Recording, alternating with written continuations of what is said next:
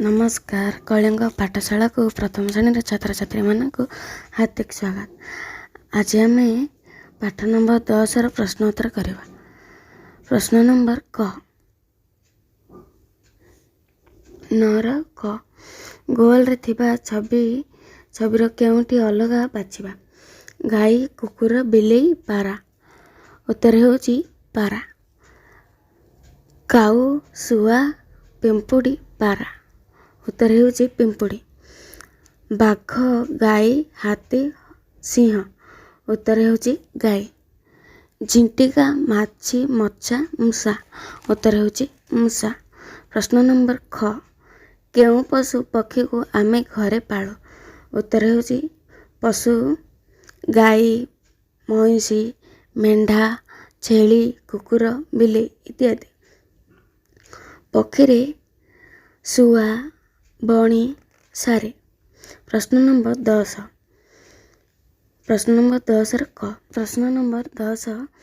गाई केउंटी रहे। गाई ता देह को किपरि सफा करे।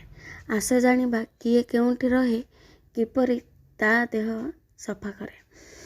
कुकुर घरे से घरे रहे दांतरे बा नखरे सफा करे। बिलेई घरे रहे दांत रे नखरे सफा करे। हाथी जंगल रे रहे से सुंडरे बा लांगुल रे सफा करे। सुआ गछरे रहे थंटरे बा झाड़ी होई सफा करे। प्रश्न नंबर ग। ठीक काम रे ठीक और भूल काम रे भूल चिन्ह देबा। सकाळु उठी आखि मुह धोइबा ठीक।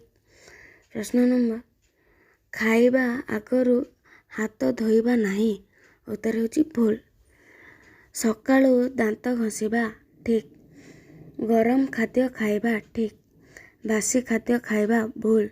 माछी बसा खाद्य खाइबा भूल। चपल पिंधि पायखाना जिबा। प्रश्न नंबर 11 देखिबा और लेखिबा। डब्बा, पैड, जट, गध। डे स्थान रे आमे पूर्ण करिबा।